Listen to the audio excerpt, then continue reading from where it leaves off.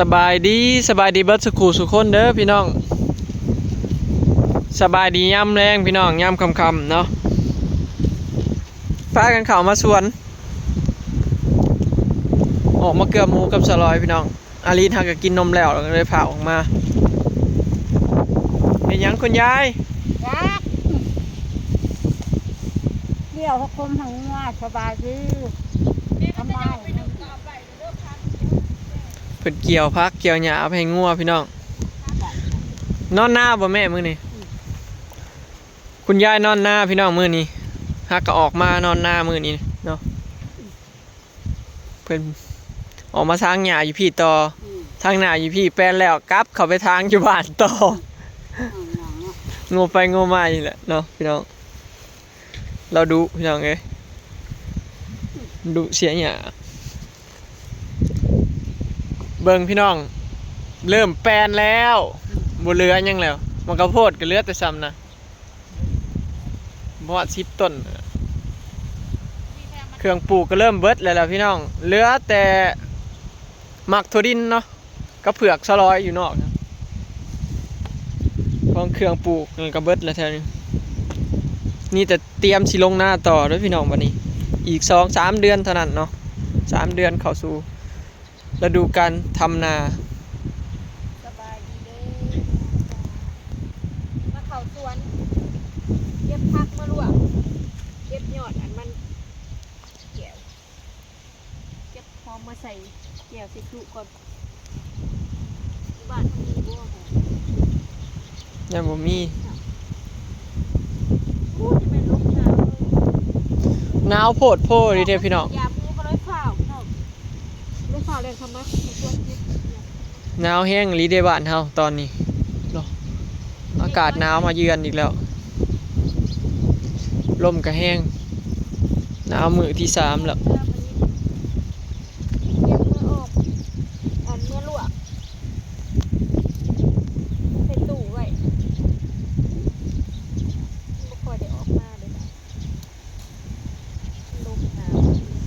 หนาวเนาะมึงล่มนะพี่น้องเมืองแห้งขนาดว่าจิมาฉีดยาหมูพี่น้องให้สลอยเพิ่นออกมาจับน้ำฉีดยากผู้เดียวหมูใหญ่เลย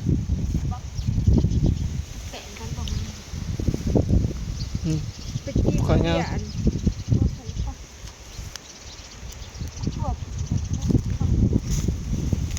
จิ้มมันยังบ่นี่โอ้ยบ่ให้มาอุตส่าห์เก็บบ่เบิดพี่น้องหาบ่เห็นเลยนะอยู่หลุมมักแตงบ่ค่อยบ่ได้เข้ามาสวนเลยพี่น้องเอ้ยบ่ว่างเข้ามาสวนเลยบ่ฮู้เครื่องปลูกอยู่ไสแน่มีหยังแน่แต่กะสลอยเข้ามากับอีแม่บ่กับเกลือหมูใช่ไหมใช่แม่ปลูกมักแตงก็บ่ค่อยงามค่อยใหญ่ปานใดมักตัวเพิ่นปลูกใส่กันกับข้าวโพดเนี่ยพี่น้องปลาข้าวโพดเฮานะข้าวโพดน้ำก็เป็นไปเรื่อยเสียมาตุ้มไก่คนใดคนมักก็บ่ค่อยแพงดอกหมาบักใหญ่นึง40 บาทปลาคันนี้ได้กินดิปลูกไว้ซื่อๆเนาะบ่ได้ตั้งใจปลูกกันข้าวโพด2 4 6 8 10เหลือ10หมากพี่น้องมันเริ่มแก่เบิดแล้วแหละเฮาบ่อยากก็เลยบ่ได้เก็บไผก็เบื่อข้าวโพดนะพี่น้องกินกันตลอดเนาะช่วงเก็บแล้วก็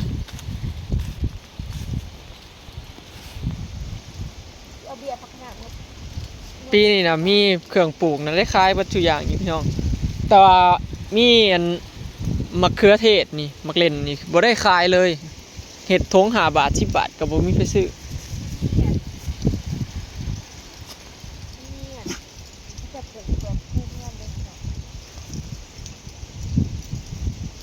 เบิ่ง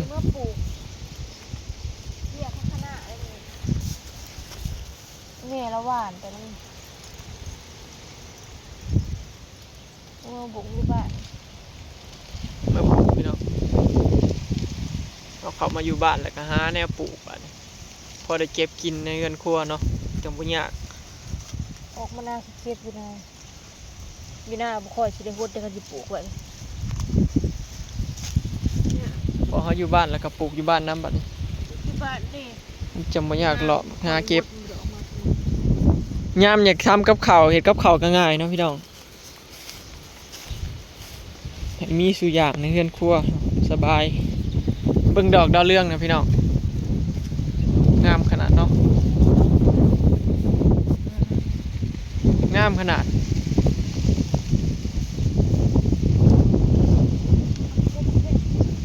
เบิ่งพี่น้องปลูกทางหยางเข้ามาเลยเด็ด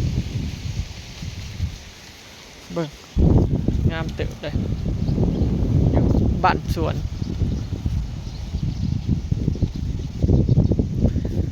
อากาศหนาวพี่น้องบ้านเฮาเนาะถ้าฝนมากับบ่ตกซ้ำครึ้มฝนมาเพราะว่าลมหนาวมาแทนบ่ได้ตกเลยบ้านเฮาฝนบ่ตกเลยพี่น้องปีนี้ฝนคือสิมาหลายอยู่หนาวจนฮอดเดือนนั้น3-4 เดือน 4เลยนี่เดือนหน้านี่ก็เป็นสงกรานต์เลยพี่น้องแต่ว่ายังหนาวอยู่ตอนนี้อากาศหนาวมาคือเก่าเดือนหน้าก็เป็นสงกรานต์แล้วพี่น้อง ไฟอันนี้เนาะ แล้ว บ้านตลอดมีบังไฟลาดเด้อพี่น้อง แล้วอันสิ้นเดือนนี่ก็แม่นแล้วนี่สงกรานต์แล้วบุญสงกรานต์นี่ก็คือลงหน้าบัดนี้เนาะ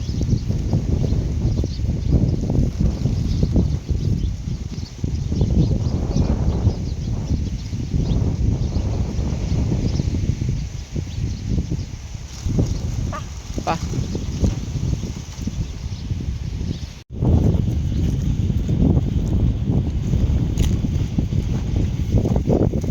สิมาเอาหัวผัก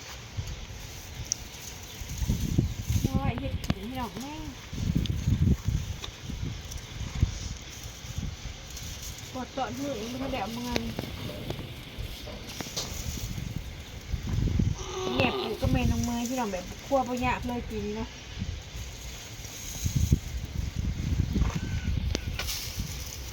มันหนาวหลายแต่ผักมันงามนี่ เนาะ หัวแดง บ่ค่อยแดด 300เขาเจ้าขายนะ พูดพอน้องเมยกำลังปั่นกระแลมอยู่พี่น้องหนาวกับลูกค้ายังมาหลับไปขายต่ออยู่เลยหนาวกับบ่ย่าน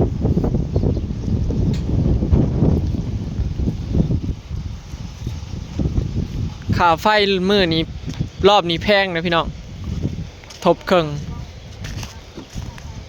ค่าไฟเนี่ยเสียทบครึ่งเป็นเท่า เ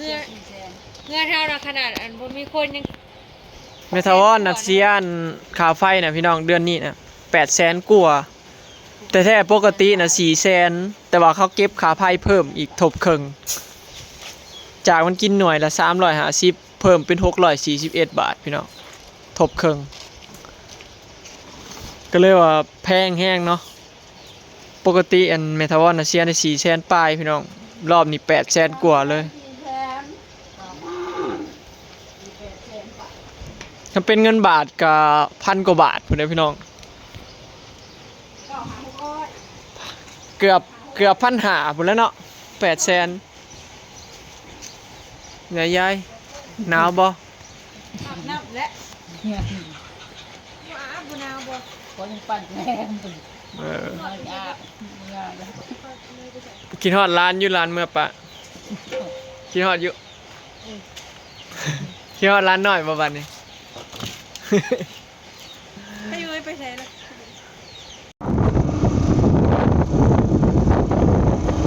กำลังเมื่อแต่นะลงน้ำปวดพูดนี่เป็นเย็นน้อยเนาะ เอาก็ได้ก็ดอก เชี่ยฮอดสงกรานต์แล้วยังเย็นแบบโอ้ย12 องศานี่นะ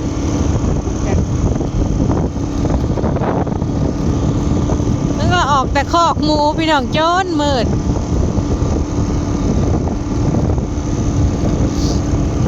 บ่อ่อยเที่ยวมื้อหนึงมื้อละ6 ลบ เกลือหมูมื้อหนึง3 เวลาเด้พี่น้องมันออกมาพุ่นนี่ลม เตียงแรกลบนึง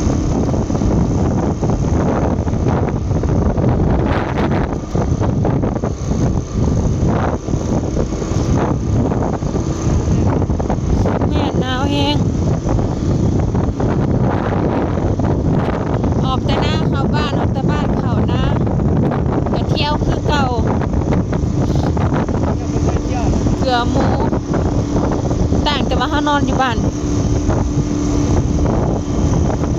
ผมน่ะจนแข็งพี่น้องผมน่ะสิได้สาดเพราะว่ารถลายอยู่บ้านเนี่ยเนาะฝุ่นแดงจับ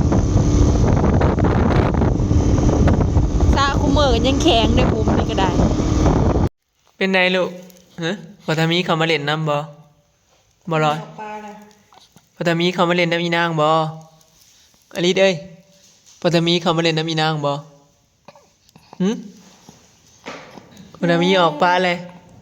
มาเช็ดปากอันหน่อยมาลงมาก ลุ่มเสร็จปากคนนี้กระถึกอยู่พี่น้องเนาะเอ้านี่แหละแม่มันเสร็จปากเสร็จลิ้นให้พี่น้องมุนมัดเลยเริ่มมุนมัดเลยสิบีแล้วบัดนานเว้าเลย เช็ดปากหน่อยเลยปากเหม็นเข้าบ่ใกล้เด้อ อือ เช็ดเนาะเช็ดปากหน่อยเนาะ เว้าอือ ถ้าจะเข้าบ่อยู่ใกล้ได้ปากหน่อยเหม็นเด้อ อือ มา เช็ดปากเช็ดลิ้นพี่น้องจังบ่มีคราบขาวมื้อแรกนั้นเพิ่นบ่ค่อยนอนพี่น้องพอมื้อที่สองเริ่มนอนปกติแล้วเริ่มสิปกติแล้ว แม่ก็เรียกลิ้นคละนี่ คุณยายไปกินข้าวแล้วป้าเพิ่นอยู่กับหลานออกไปฉีดยาหมูก็กลับมา กินก่อนแล้วแม่เจ้า บังลูก เอากินเกี่ยงเด้อแม่เอ้ย บังเนี่ยตอนเช็ดลิ้นเรียนบ่อยเช็ด อีนางคือบ่ให้เสียลิ้นบ่ลูก เอาแต่ยามเผลอ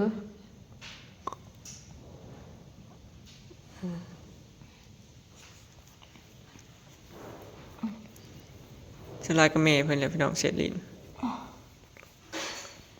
มีประกาศเช็ดมันจะข่อย เฮ้ย แน่บ่ฮะเช็ดเนาะปากสิเหม็นเด้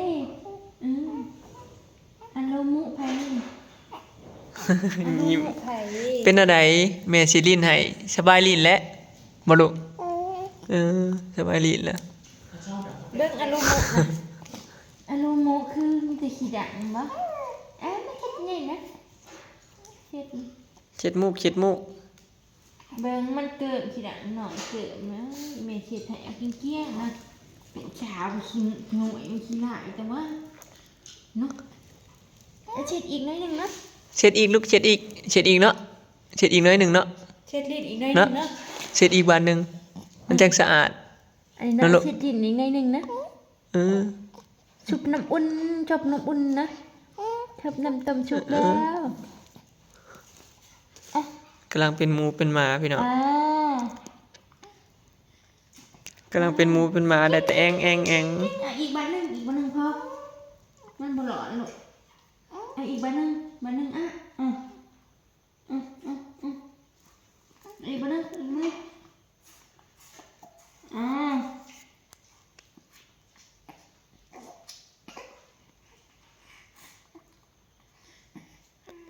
เช็ดปากแล้วจึงกินนมพี่น้องเช็ดมือละ2 เทื่อพี่น้องตอนเช้ากับตอนแรก ยังอยู่ใน เป็นอะไรใครแน่แล้ว อยู่กิน ฮะ น้ำจุขี้มือมัน ใครแน่แล้วบ่ลูกยิ้มอ่ะยิ้มให้ป้าลุงหน่อยยิ้มมึงดูอ่ะยิ้มบ่ยิ้มอยากกินนมนะ เวลาถ้าออกจากโมงหาโมง มาทานโอ้สิหายหิวนมนะ กินนมไหม เดี๋ยวสิหากินข้าวกันเด้อพี่น้องเนาะคลิปนี้ก็สิได้จบไว้ส่ำนี้เด้อเนาะฝากเป็นกำลังใจให้ในเด้อพี่น้องเนาะไปแล้วสบายดีเป็นกำลังใจให้อาลิสเด้อป้าลุงสวัสดีค่ะโหอยากกินนมนะเห็นแนมเห็นหน้าแม่เนาะ